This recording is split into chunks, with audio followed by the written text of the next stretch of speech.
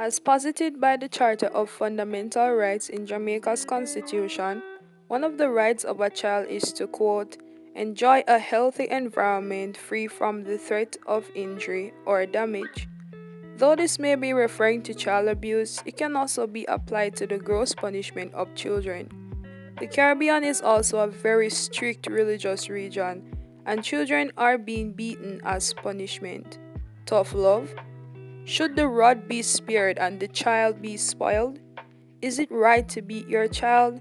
Does it work? Are parents awful for beating their child? All these questions and more will be answered right here in this video.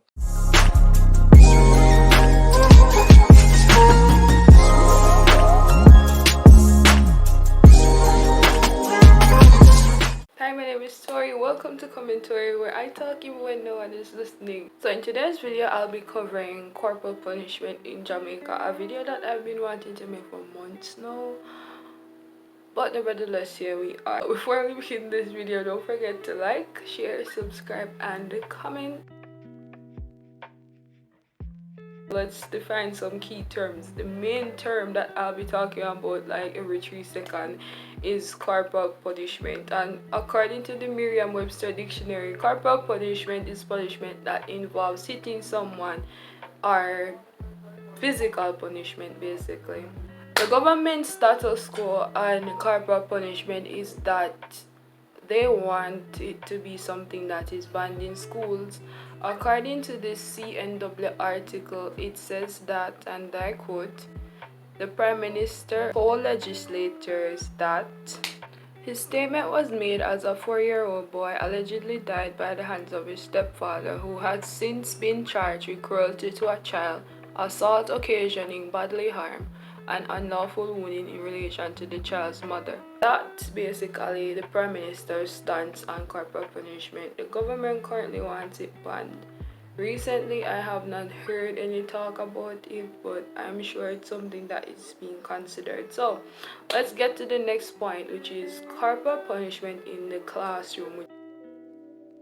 This All Angles interview that was done in 2020, I think, sparked my conversation or sparked it in my head that this is something that I need to cover on my channel.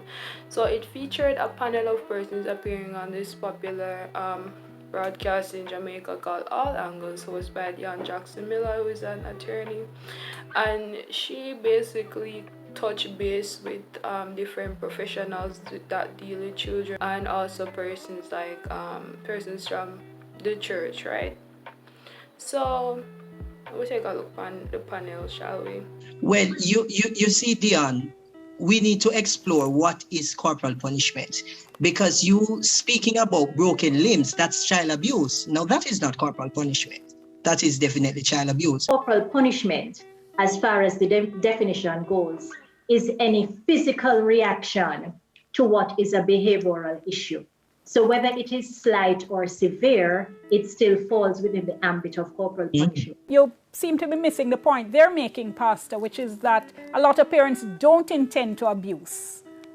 But when the blow lands, it comes down harder than expected. And the way apparently they're saying to deal with this is just to say, you can't lick them, full stop. This debate was fairly good, and like she asked the question, them, you know, just don't and answer them.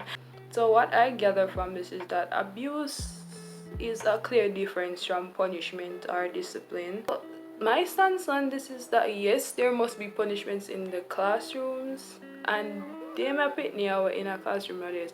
There aren't angels. They will go to an extent to embarrass and make a fool out of you. And this is why it's important that schools establish authority, especially teachers in the classroom establish authority, because them people are not afraid to walk up and down for you, right? To the extent of punishment, however, this can be altered. Punishments don't have to be something that is harsh or harm the life of a child. It shouldn't be.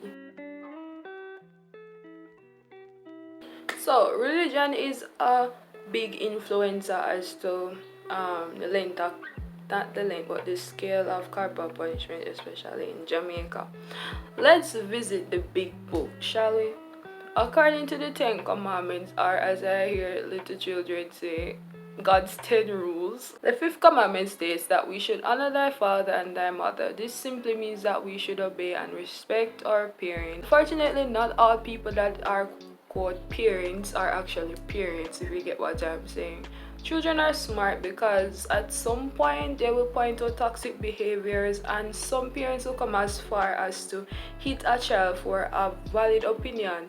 That's why as a parent you should teach your child how to express an opinion, and as a parent you should listen. Not all the time when the child wants to bring across a point or they're being disrespectful or back talking you. Our opinion is valid.